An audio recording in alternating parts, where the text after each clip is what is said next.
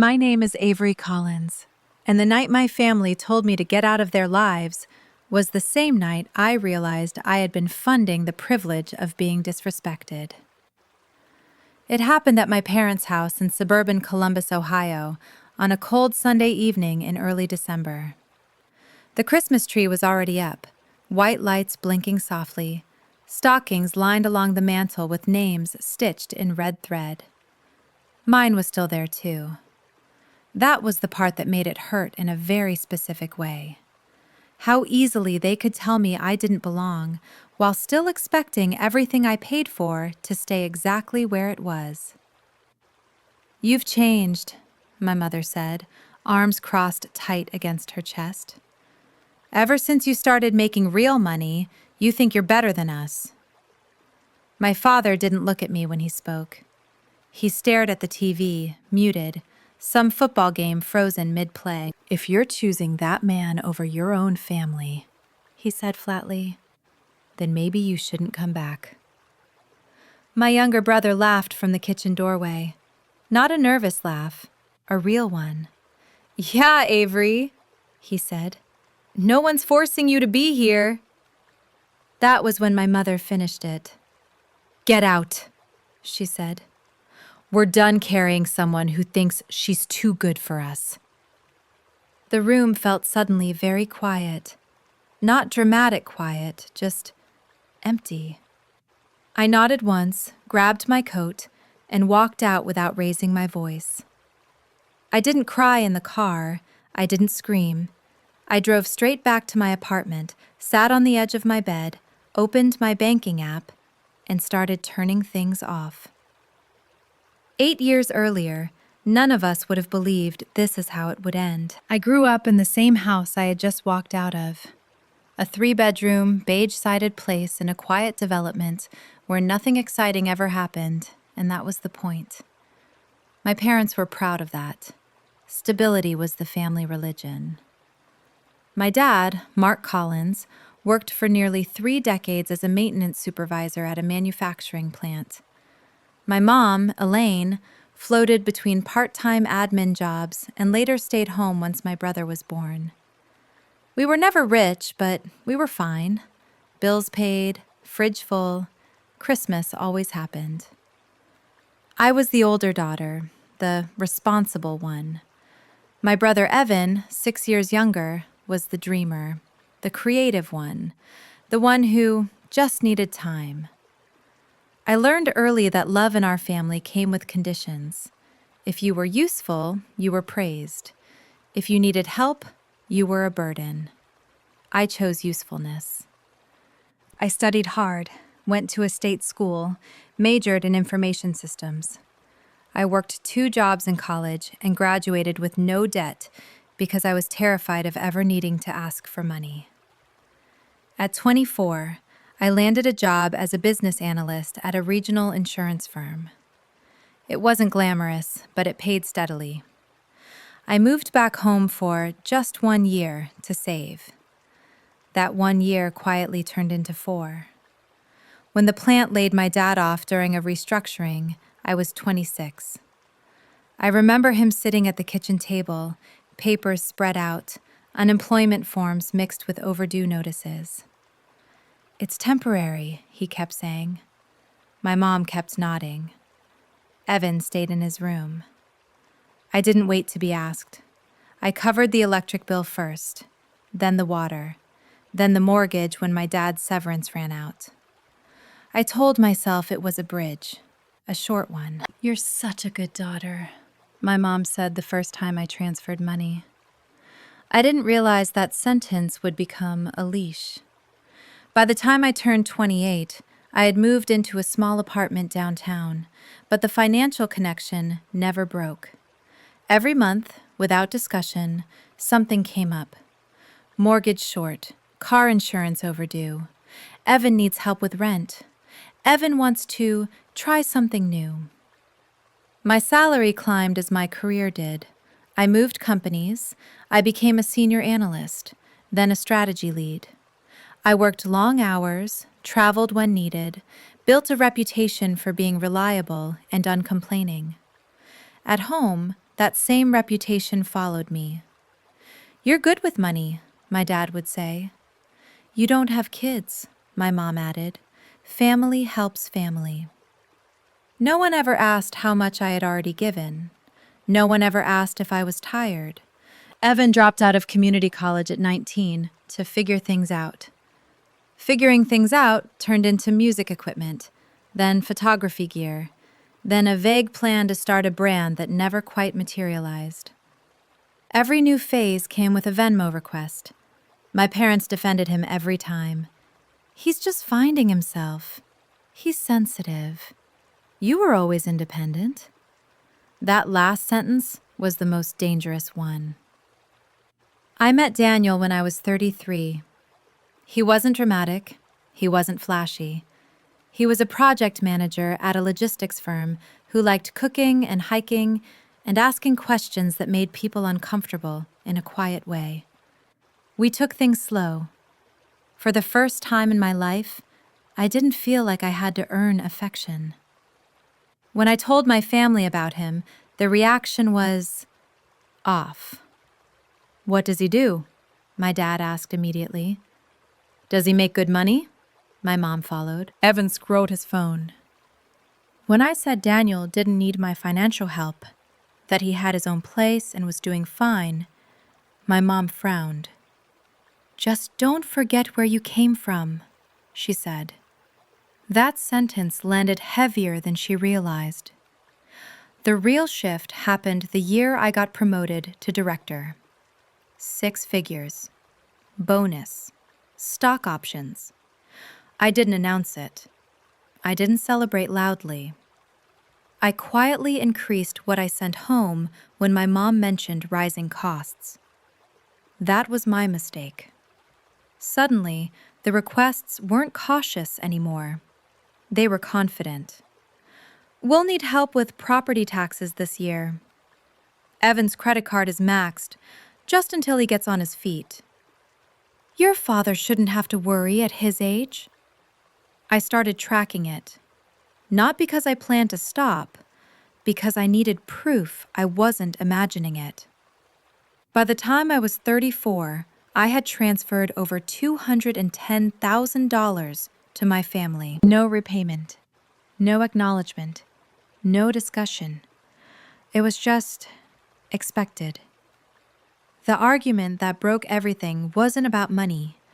It was about boundaries. Daniel and I had been together almost a year when I told my parents I'd be bringing him to Christmas dinner. Not moving in, not staying the night. Just dinner. My mom's face tightened immediately.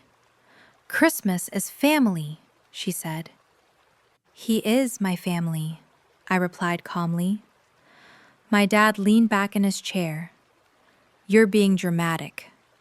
Evan smirked. "So he's replacing us now?" I didn't raise my voice. I didn't threaten anything.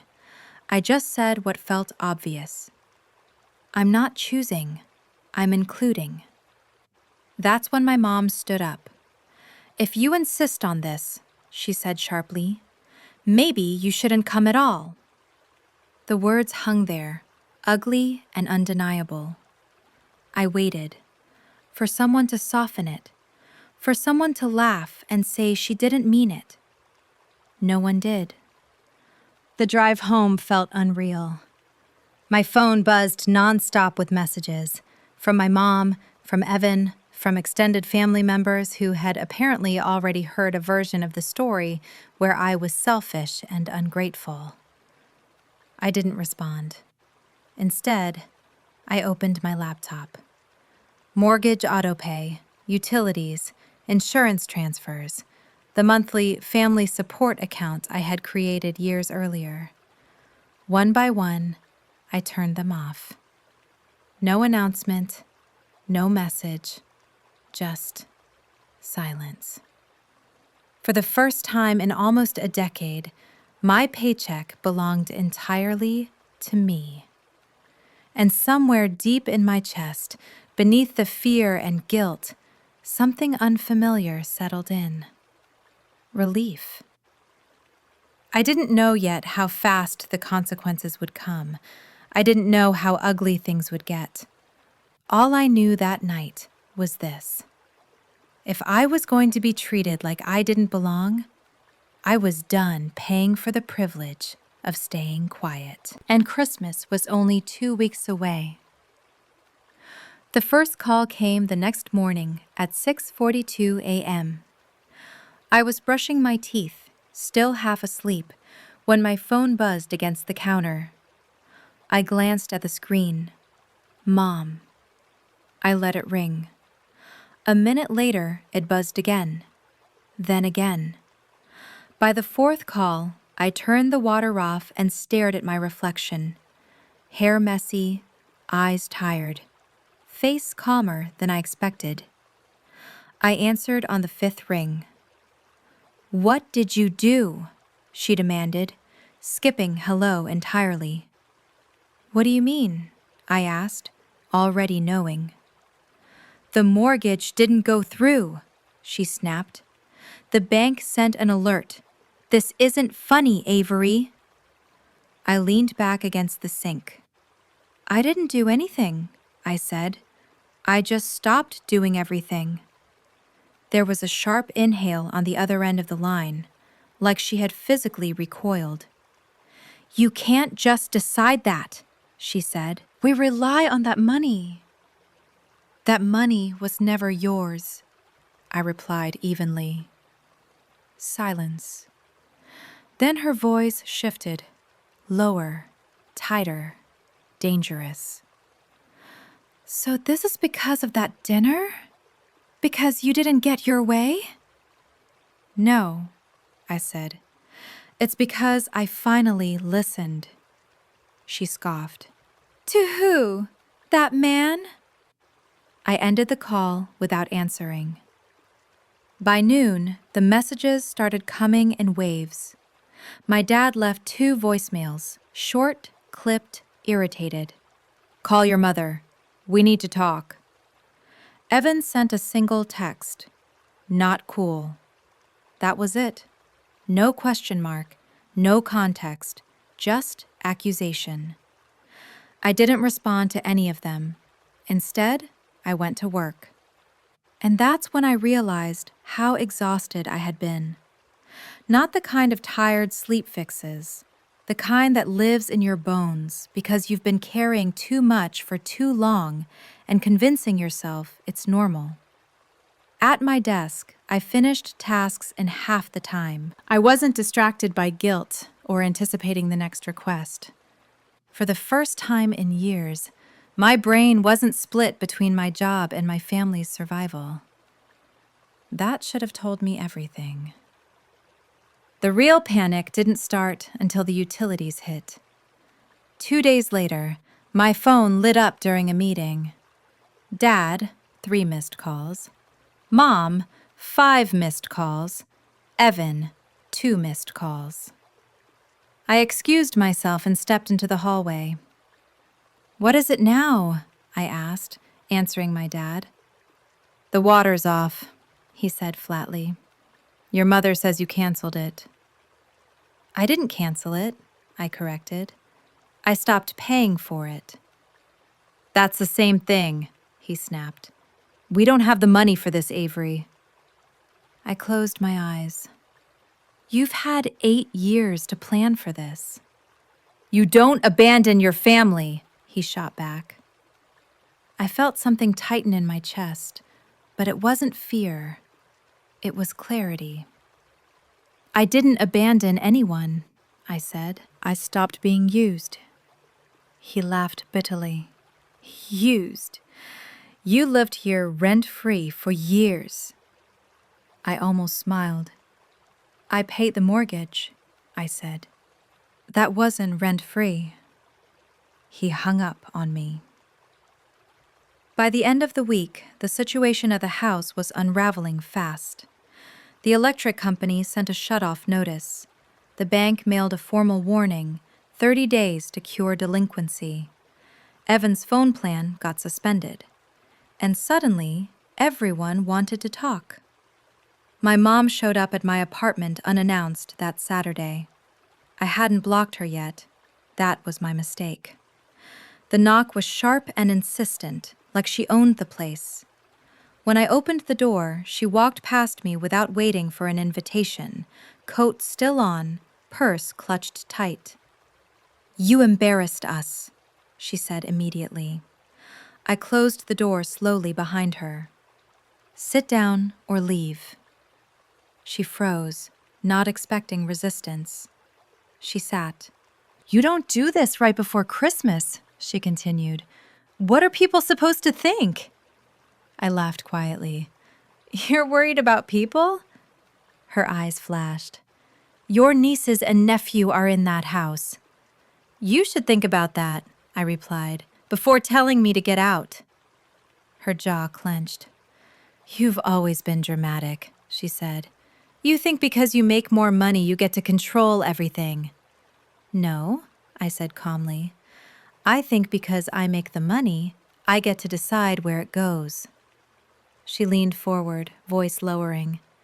"So you're punishing us?" "No," I said. "I'm opting out." That's when she crossed the line. "You're selfish," she hissed. "You ruined your life chasing independence instead of building a real family." The words hit, but they didn't break me. I stood up and opened the door. "Get out," I said. She stared at me, stunned. "You don't mean that." "I do." She left without another word, slamming the door hard enough to rattle the frame. My hands shook after, but not from regret, from adrenaline. Evan tried a different tactic. He showed up the following week with an apology tone so rehearsed it almost impressed me. "I didn't mean what I said," he began, sitting on my couch like nothing had happened. "Mom's just stressed. Dad's pride is hurt. You know how it is." I said nothing. "We're family," he continued. "You don't let family drown over a misunderstanding." I finally looked at him. "You called me selfish," I said. "Publicly." He shrugged. "You know how the group chat is." That was it. That was the moment something inside me hardened permanently. "You're not drowning," I said. "You're uncomfortable." He scoffed. "You're really going to let the house go?" "Yes." "You're unbelievable," he snapped. "After everything we did for you." I stood up. "List it," I said. "Tell me what you did for me." He opened his mouth, closed it. "Exactly," I said. "Get out." He stood too, anger flaring. "You think you're better than us now," he said. "You always did." I met his eyes. "No," I said quietly. "I just stopped pretending I wasn't." He left, slamming the door, and for the first time, I didn't chase after him. The fallout spread beyond my immediate family. Aunts texted, cousins called. People who had never once asked how I was suddenly cared deeply about my parents' financial situation. "You should be the bigger person. They're old. Money isn't everything." I responded to none of it because for the first time, I understood something clearly. They weren't mad that my parents were struggling. They were mad that the safety net had teeth. By the time December hit its second week, the house was cold. Literally. The heat went out on a Thursday night. My mom called crying this time. Real tears. Real fear. "The kids are sleeping in coats," she said. "Your father can't fix it." I listened. I didn't interrupt. "Please," she whispered. "Just this once." I closed my eyes. "I told you," I said softly. "I'm done." She screamed then, accused me of cruelty, of betrayal, of being heartless. I hung up. That night, Daniel held me while I cried, not because I wanted to go back, but because it hurt to finally accept what I had always been to them, a resource. Not a daughter, not a sister, a solution. And I had just removed myself from the equation. Christmas was 5 days away, and everything was about to break. By the time Christmas Eve arrived, the silence from my family was louder than any accusation they'd thrown at me before. They had stopped calling, not because things were better, but because they had run out of angles. I knew this because the messages that finally came weren't demands anymore. They were fragments, desperation stripped of pride. A voicemail from my dad at 11:18 p.m. "We're figuring it out. Just letting you know." A text from my mom the next morning. "We may need to make other arrangements." No apology, no accountability, just the quiet shock of realizing I wasn't stepping in to save them this time. That was the breaking point. Not the blackout, not the foreclosure notice, not even the cold house. It was the moment I understood they still didn't see me as a person who could say no. They saw me as a system error that needed correcting. On Christmas Eve afternoon, I sat alone at my kitchen table, laptop open, bank statements spread across the screen like a forensic report of my own life. 8 years. 8 years of temporary help. 8 years of emergencies that were never resolved, only passed forward. 8 years of my future quietly leaking into someone else's comfort. I added it all up again. Mortgage payments, utilities, insurance, credit cards, transfers labeled family, help, just this once. The total hadn't changed. What had changed was me. For the first time, I didn't feel guilty looking at it. I felt angry. Not explosive anger, focused anger. The kind that sharpens instead of burns. And with that anger came a decision I had avoided for years. I wasn't just cutting them off financially. I was cutting the narrative. Daniel came home early that day. He didn't ask questions. He just set groceries on the counter and started cooking, like he knew I needed something steady in the room. "I don't want to talk about them tonight," I said quietly. He nodded. "Then don't." That simple permission almost broke me. We ate dinner slowly, no rush, no tension, just quiet music and soft light and the unfamiliar feeling of not bracing for impact. Later, as snow started falling outside, I opened my laptop again, not to check my bank account, to plan. The plan wasn't revenge, it was insulation. First, I called the bank that held my parents' mortgage. I asked one question. Am I listed anywhere on this loan? I wasn't. That mattered. Second, I froze my credit reports, all 3 bureaus. No more emergencies tied to my name. No more accounts I didn't open. No more quiet risk I'd been pretending didn't exist. Third, I spoke to a financial advisor, not to move money, but to protect it. When I explained the situation, she didn't look shocked. She looked relieved. "You'd be surprised how often this happens," she said, "especially to women who succeed early." That sentence stayed with me. The real confrontation happened Christmas morning. At 9:07 a.m., there was a knock on my door. I already knew who it was. My parents stood in the hallway, coats on, suitcases behind them. Not asking, assuming. "We're staying here for a bit," my dad said, stepping forward.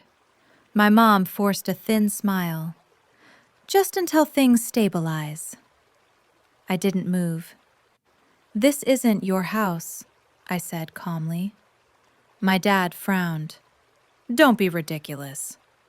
My mom's voice hardened. You owe us, Avery. That was the sentence, the one that snapped something clean in half. I owe you nothing, I said. Their faces shifted, confusion, then anger. We raised you, my dad said sharply. And I paid you back, I replied, with interest. My mom's voice rose. So you're just going to abandon us? I didn't raise mine. No, I said. I'm choosing myself. She scoffed. You're useless to us now. There it was, clear, honest, finally said out loud. I opened the door wider. Get out, I said. They stared at me like they didn't recognize the person standing in front of them. This isn't over, my dad warned. It is, I said. For me. I closed the door, locked it, and leaned against it as my heart pounded, not from fear, but from the weight of finality. That afternoon, extended family tried again. Calls, messages, passive-aggressive posts on social media about ungrateful children and forgotten values. I blocked them all. Every single one. Because here was the truth I had avoided for years.